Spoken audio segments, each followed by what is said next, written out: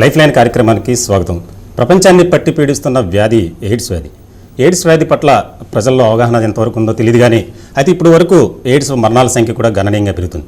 అయితే ఇటీవల కాలంలో ఎయిడ్స్ వ్యాధికి సంబంధించి ఆధునిక చికిత్స గురించి ఈరోజు చర్చించడానికి మన స్టూడియోలో physician HIV specialist Padmashri doctor Kutikuppala Suryarao గారు మనతో ఉన్నారు. నమస్కారం అండి. నమస్కారం అండి. ఎయిడ్స్ పట్ల ప్రజల అవగాహన కలిగించడానికి ఎటువంటి కార్యక్రమాలు చేపడితే బాగుంటుంది?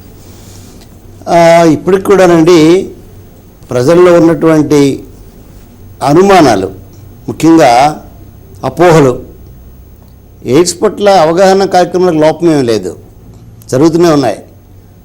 ఒకవైపు స్వచ్ఛంద సేవా సంస్థలు, ఇంకో వైపున యాప్సాక్ మన ఎయిడ్స్ నియంత్రణ సంస్థ గవర్నమెంట్ ఆఫ్ ఆంధ్రప్రదేశ్, అలాగే నాకో నేషనల్ ఎయిడ్స్ కంట్రోల్ ఆర్గనైజేషన్, ఇవి కాకుండా అంతర్జాతీయంగా చాలా సంస్థలు, క్లింటన్ ఫౌండేషన్ అని, బిల్ గేట్స్ ఫౌండేషన్ అని అందరూ కూడా చేస్తున్నారు. కాకపోతే ఏమైందంటే HIV ఎయిడ్స్ వ్యాధి పట్ల ఉన్నటువంటి శాస్త్రీయమైన పరిజ్ఞానం అలాగే సైంటిఫిక్ డేటా కంటే అపోహలు ఎక్కువగా ప్రజల్లోకి చొచ్చుకుపోయినాయి. 30 ఏళ్ల క్రితం ఎప్పుడో వ్యాధి అంటే తెలియని రోజుల్లో ఉన్నటువంటి అపోహలు ఈవేళకి కూడా ప్రజల్ని పట్టి పీడిస్తున్నాయి. వాటి వల్లే నిన్న మనం చదివాను పేపర్లో, నేను ఒక HIV పాజిటివ్ తెలిస్తే ఆవిడని గ్రామ బహిష్కరణ చేసి ఆ ఊరు బయట పెట్టి ఆ శ్మశాన వాటి దగ్గర ఆవిడని ఇల్లు కట్టుండమని చెప్పారన్నటువంటిది. అంటే సభ్య సమాజం సిగ్గు తలంచుకున్నటువంటి పనులు జరుగుతున్నాయి. దీనికి కారణం ఏమిటంటే ఇప్పటికి కూడా ప్రజల్లో ఈ అపోహలు పోగొట్టే దిశలో సరైనటువంటి శాస్త్రీయమైనటువంటి ప్రోగ్రామ్స్ జరగట్లేదని నా భావన. ఎప్పుడో మనం వ్యాధి ఎలా వ్యాపిస్తుంది, ఎలా వ్యాపించిందని చెప్పినటువంటి విషయంలో కూడా ఒక కొత్తను వస్తే కానీ మనం ప్రజల్లోకి ఇంకా దగ్గరికి వెళ్ళలేము. మనం నేను ముఖ్యంగా కోరేది ఏంటంటే HIV అనేటటువంటి ఆ ప్రమాదం అంతా పోయి చాలా రోజులు అయిపోయింది. ఈవేళ HIV అనేది మిగతా జబ్బులాంటి జబ్బే. ఒక కామెర్లు వస్తే ఎలాగైతే మందులు వాడి ఆరోగ్యంగా జీవిస్తున్నారో, ఆస్మా వస్తే ఎలాగైతే మందులు వాడి జీవిస్తున్నారో, డయాబెటీస్ వస్తే ఎలాగైతే మందులు వాడి జీవిస్తున్నారో, అలాగే HIV పాజిటివ్ అయిన వారు కూడా మందులు వాడు ఆరోగ్యంగా జీవించవచ్చు. కానీ వారిని సమాజం వివక్షగా చూడడము, వారిని సమాజం దూరం చేయడము, వారినేమో మరి ఇటువంటి అమానుషమైనటువంటి అంటే పనులు చేయడం అనేటువంటిది చాలా దారుణం. అది అటువంటిది లేకుండా చూడమని చెప్పి నేను ప్రజల్ని కోరుతున్నాను. అంటే ప్రపంచ దేశాల్లో కనుక పోలి చూస్తే మన భారతదేశం ఎయిడ్స్లో రెండో స్థానంలో ఉంది. అంటే ఇటువంటి పరిణామంలో ఎయిడ్స్ వ్యాధిని శాశ్వతంగా నివారించడానికి లేకపోతే దానికి శాశ్వత పరిష్కారం చేయడానికి ఇప్పటివరకు ఎన్నో పరిశోధనలు జరిగాయి. కానీ దాని శాశ్వత నివారణ మార్గం మాత్రం ఇప్పటివరకు కనుగొనలేకపోయారు. దానికి ప్రత్యేక కారణం ఏంటంటే నివారణ మార్గం కనిపెట్టామండి. నివారణ మార్గం కనిపెట్టకపోవడం కాదు, నివారణ ఉంది మనకి. వీళ్ళకి సమస్యలు ఎక్కడంటే పూర్తి చికిత్స లేదనేటటువంటిది విషయం. నివారణ వేరే, చికిత్స వేరే. నివారణ అంటే ఏంటి? వ్యాధి రాకుండా కాపాడుకోవడం.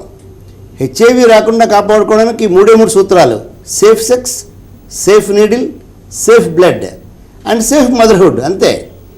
ఈ 4 సూత్రాలు పాటిస్తే HIV 100కి 150 పాళ్ళు ఎవ్వరికి కూడా సోకదు. కాబట్టి నివారణ మనకి బాగా ఉంది, నివారణ అనుమానం ఏం లేదు. చికిత్స విషయంలో మాత్రం అనేక సంవత్సరాలుగా పరిశోధనలు జరుగుతున్నాయి. కాకపోతే ఇది వైరల్ వ్యాధి. మనకి ప్రపంచంలో యాంటీవైరల్స్ అనేటటువంటివి, అదే ఇప్పుడు మనం ART అంటున్నాము, ఈ మధ్యకాలంలో వచ్చాయి.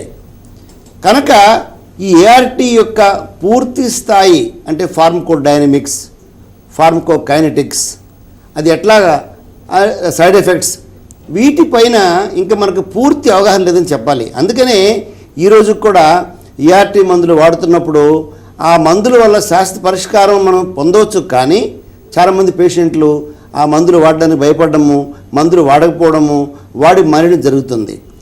అయితే భారతదేశం 2వ స్థానంలో ఉన్నదనేటువంటి కారణం ఏంటంటే మనకి పాపులేషన్ చాలా ఎక్కువ, పెద్ద దేశం మనది. 100 కోట్ల పైన జనాభా మనకు ఉన్నారు కాబట్టి. రెండోది ఇక్కడ మనకు అజ్ఞానం, అనాగరికత, మూఢనమ్మకాలు. ఈ రోజు కూడా HIV వచ్చి మనిషి బరువు తగ్గిపోతున్నప్పుడు కూడా వైద్యులు చూపించకుండా అటువంటి పేషెంట్స్కి తాయెత్తులు కట్టడం చేతులకి, లేదా మెడలో బొడ్లు వేయడము, లేదంటే ఎక్కడో ఒక బోత తీసుకెళ్ళి చూపించడం, ఇలా చేసి వ్యాధి 4వ దశకు వెళ్ళిన తర్వాత మాత్రమే ప్రభుత్వ ఆసుపత్రికి వస్తున్నారు. అనేక సార్లు ఈ పద్ధతి వల్ల మనం HIV ఒకటి మరణాలు ఎక్కువవుతున్నాయి. రెండవది హెచ్ఐవి తెలిసి కూడా ఎప్పుడైతే అతను జాగ్రత్త తీసుకోవటం లేదో అతడు లేక ఆమె వారి వల్ల వారి సంబంధికుల కంటే ముఖ్యంగా లైఫ్ పార్ట్నర్స్కి వారికి కూడా వ్యాధి వ్యాపించడం జరుగుతుంది. కాబట్టి మనం ఆ కోణంలో ప్రయత్నం చేయాలనే విషయం నేను నొక్కి చెబుతున్నానండి. డాక్టర్ గారు, అంటే వైద్య రంగంలో పద్మశ్రీ సాధించడం అనేది చాలా అరుదైన సంఘటన. అటువంటిది మీరు పద్మశ్రీ సాధించారు. అలాగే ఇటీవల కాలంలో ఎఫ్ఆర్సిపి లండన్ కూడా సాధించారని తెలిసింది. దాని వివరాలు చెప్తారా? ఎఫ్ఆర్సిపి లండన్ అనేటువంటిది అండి, లండన్లో ఉన్నటువంటి రాయల్ కాలేజ్ ఆఫ్ ఫిజిషియన్స్ ఆ సంస్థ ప్రపంచవ్యాప్తంగా అనేక మంది అనేక రంగాల్లో, అంటే ఈ మెడికల్ ఫీల్డ్లోను అలాగే రీసెర్చ్ ఫీల్డ్లోను ఈ క్లినీషియన్స్ ఉన్నటువంటి వారిని ఎంపిక చేసి వారి యొక్క పరిశోధన పత్రాలు అలాగే వారు కాంట్రిబ్యూషన్ ఎలా ఉంది ఈ మెడికల్ ఫీల్డ్కి, వారి వల్ల how knowledge has been added to the existing knowledge, అంటే ఉన్న నాలెడ్జ్కి వారి వల్ల ఏమైనా కొత్త నాలెడ్జ్ ఏమైనా యాడ్ అయ్యిందా అన్నటువంటి విషయం మీదను ఒక ఇండిపెండెంట్ బాడీ ఎగ్జామిన్ చేసి ఈ ఎఫ్ఆర్సిపి అవార్డు చేస్తారండి. వాస్తవానికి ఇన్సిడెంట్లుగా నేను ఈవేళ లండన్ వెళుతూ హైదరాబాద్లో ఉన్నాను. నేను రేపు 11వ తేదీ నాడు ఈ లండన్లో కాన్వకేషన్ కూడా ఉంది మాకు. వాళ్ళు ఏం చేస్తారంటే, ఇప్పుడు ఒలింపిక్స్ జరుగుతున్నాయి మనకి లండన్లో. ఆ నెలలో ప్రపంచవ్యాప్తంగా అనేక కార్యక్రమాలు పెట్టారు. సో అదే నెలలో ఈ ఎఫ్ఆర్సిపి అవార్డు ఫంక్షన్ సెరమనీ అక్కడ పెట్టారండి. దానికి వెళ్ళడం జరుగుతుంది. సరే, ఇంకొకటి చెప్పండి, అంటే ఎయిడ్స్ వ్యాధిని ప్రాథమిక స్థాయిలో గుర్తించడం ఎట్లా? అసలు హెచ్ఐవి అనేటువంటిది గుర్తించాలంటే ముందు ఆ వ్యక్తికి తెలుస్తుందండి. అంటే ఎందుకని, బిహేవియరల్ అనమాట, ఇది బిహేవియరల్ ప్రాబ్లం. ఇది అంటే ఏంటి, ఏదైనా మనకి ఇవాళందరూ తెలిసినటువంటి విషయం ఏంటంటే సేఫ్ సెక్స్ అని చెప్పాను ముందే మీకు నేను. అంటే సెక్షువల్ ఇంటర్ కోర్స్ వల్ల స్త్రీకి కానీ పురుషుడికి కానీ, అంటే హెచ్ఐవి పాజిటివ్ స్త్రీతో కానీ హెచ్ఐవి పాజిటివ్ పురుషుడితో కానీ లైంగిక సంపర్కం వల్ల భారతదేశంలో రమారమి 85% వరకు కూడా హెచ్ఐవి వ్యాపిస్తుంది. కాబట్టి ఎవరైనా వ్యక్తి తను పరిచయం లేని వారితో కానీ లేకపోతే తను ఏదైనా క్యాజువల్ సెక్స్లో పాల్గొనేటప్పుడు ఆయనకు అనుమానం రావాలి. అదే ప్రాథమికమైనటువంటి దశ. ఆయనకు తెలియాలి, అయ్యో ఈ క్యాజువల్ సెక్స్లో పాల్గొన్నాను, మరి కాండోమ్ వాడలేదు, కాబట్టి ఏమైనా ప్రమాదం ఉందేమో అన్నటువంటి ఆలోచన రావాలి. అలా కాకుండా లక్షణాలు బయటపడి ఆ మనిషి బరువు కోల్పోయి ఆయనకి విరోచనాలు రాత్రి పగలు జరుగుతూ, లేదా నోట్లో పోతొచ్చి చర్మవ్యాధులు వచ్చి, అది చాలా పెద్ద, అంటే థర్డ్ స్టేజ్ దాటిన తర్వాత కానీ అది బయటపడదు. అది కనుక మొట్టమొదటి ఏంటంటే బిహేవియరు. రెండోది ఏంటి, ఎవరికైనా సరే మన దశలో మేము గమనించింది ఏంటంటే సప్పి అంటాం మనం, అంటే హెర్పిస్ ఇన్ఫెక్షన్ ఎక్కడో దగ్గర మామూలుగా కూడా సప్పి వస్తుంది. కానీ హెచ్ఐవి ఉన్నవారికి అయితే అది అంటే ఒక భయంకరంగా, అంటే బొడ్డు తెరిస్తే మొత్తం చుట్టూ బాడీ అంతా ఏదో 4 బాంబు సప్పి అంటారు దాన్ని, అంటే మొత్తం బాడీ చుట్టూ వచ్చినట్టుగా వస్తుంది అనమాట, స్ప్రెడ్ అయిపోతుంది అది. అలాగే ఫేస్ మీద వస్తే మొత్తం సగానికి సగం ఫేస్ స్ప్రెడ్ అయిపోయి కన్ను కూడా. ఓకే డాక్టర్ గారు, మీతో మాట్లాడడానికి కాలర్ సిద్ధంగా ఉన్నారు. భీమవరం నుంచి శేషు గారు. శేషు గారు, డాక్టర్ సూర్యరావు గారు ఉన్నారు, మాట్లాడండి. హలో హలో, చెప్పండి శేషు గారు. నమస్తే అండి. నమస్కారం. ఇప్పుడు మేము మా వైఫ్ హస్బెండ్ ఇద్దరం కూడా పేషెంట్లేనండి. మాకు 460 కౌంట్ ఉందండి. ఎంతండి? CD4 460. ఓకే. ఇప్పుడు మా మిస్సెస్ పిల్లలకి అన్నం పెట్టచ్చా? మీ మిస్సెస్ గారు అంటే ఇద్దరు చిన్నపిల్లలేనండి, పిల్లలకి అన్నం పెట్టచ్చా? తప్పకుండా పెట్టొచ్చండి. అదే నేను మొదటి నుంచి చెబుతున్నాను, మన దేశంలో హెచ్ఐవి పట్ల అపోహలు చాలా భయంకరంగా వ్యాపించాయి తప్ప సైంటిఫిక్ నాలెడ్జ్ వ్యాపించలేదని చెప్పడానికి ఇప్పుడు మీరు ఇచ్చిన ప్రశ్న ఒక ఉదాహరణ అండి. పిల్లలకి తప్పకుండా అన్నం పెట్టొచ్చు, కాకపోతే తన అన్నం కుడిపి నోట్లో నుంచి నమిలి పెట్టడం మంచిది కాదు. ఎందుకంటే సాధారణంగా హెచ్ఐవి పాజిటివ్ వారి యొక్క ఓరల్ క్యావిటీ, అంటే నోట్లో కొన్ని ఇన్ఫెక్షన్స్ ఉండే అవకాశం ఉంది. కాబట్టి అన్నం కుడిపి పెట్టడము, అన్నము నమిలి పెట్టడము కొన్నిసార్లు పిల్లలు సార్. ఇప్పుడు పొద్దున్న ఎర్లీ అవర్స్ లో కాన్వెంట్కి వెళ్ళే పిల్లలు వీళ్ళు. అవును, పొద్దున్నే కాన్వెంట్కి వెళ్ళేటప్పుడు వాళ్ళకి పెడదామనండి. అన్నం పెట్టొచ్చండి, కుడిపి ఆ చేతితో మీరు కలిపి అన్నం పెట్టొచ్చు. నేను అనేది ఏంటంటే కొందరు తల్లిదండ్రులు పిల్లలకి అన్నం జీర్ణం కాదని చెప్పి నమిలి పెడుతుంటారండి. అటువంటి ఉండకూడదు. రెండోది, ఇప్పుడు మీరు 460 ఉందని చెప్పారు CD4 కౌంట్. అవును సార్, అవును సార్. హెచ్ఐవి యొక్క సమర్థంగా దాన్ని అదుపు చేయడంలో కానీ ఎయిడ్స్ వ్యాధి రాకుండా కాపాడుకోవడానికి CD4 ఒక్కటి సరిపోదండి. ఇప్పుడు ఒక విద్యార్థి ఒక స్కూల్ ఫెయిల్ పరీక్ష పాస్ అవ్వాలంటే లెక్కలు 95 మార్కులు వచ్చాయి, ఇంగ్లీష్ 32 వచ్చాయి, సైన్స్ ఏమో 15 వచ్చాయి, సోషల్ ఏమో 10 వచ్చాయి అంటే ఆయన పాస్ కాడు ఆయన. CD4 కౌంట్ అనేది అనేక పారామీటర్స్లో, అంటే అది ఒక పారామీటర్ మాత్రమే. మన దురదృష్టం ఏంటంటే మన దేశంలో చాలామంది ఏంటంటే ఒక CD4 కౌంట్ని పట్టుకొని CD4 కౌంట్ మాకు బాగుంది కాబట్టి ఏం పర్వాలేదు అనుకుంటున్నా, చాలా పొరపాటు అంటే అది. CD4 కౌంట్ 600 నుండి కూడా మరణాలు అనేకం జరుగుతున్నాయి. CD4 కౌంట్తో పాటు మీకు వైరల్ లోడ్ పరీక్ష చేసుకోవాలి. వైరల్ లోడ్ పరీక్షతో పాటు అసలు మీకు ఈ మందులు వాడుతున్నారా లేదా, ART మందులు వాడితే ఆ మందుల ప్రభావం ఎలా ఉంది, మీ లివర్ ఎలా పనిచేస్తుంది, కిడ్నీ ఎలా పనిచేస్తుంది, నగసక పర్యంతం కూడా మీ టెస్టులు చేసిన తర్వాత మాత్రం మందులు ఇచ్చి అప్పుడు నిర్ణయం రావాలి తప్ప ఏదో మా అబ్బాయికి లెక్క 95 వచ్చాయి కాబట్టి ఈయనేమో 10th క్లాస్ పాస్ అవుతాడు, పాస్ కాడైనా 10th క్లాస్ ఫెయిల్ అయిపోతాడు ఆయన. అలాగే ఆరోగ్యం కూడా అంతేనండి. ఓకేనంటే ఇప్పుడు ఎయిడ్స్ సోకిన వ్యక్తి జీవితాంతం ART మందులు వాడాల్సిందేనంట ఇప్పుడు ఉన్నటువంటి శాస్త్రం ప్రకారం, అంటే యాజ్ అండ్ టుడే, మరి కొద్ది రోజుల్లో అది మార్పు రావచ్చు. ఈరోజు మాత్రం జీవితాంతం ART మందులు వాడాలి. ఎందుకంటే ART అన్నట్టు అర్థం ఎందుకు వచ్చిందంటే యాంటీ రిట్రోవైరల్ థెరపీ.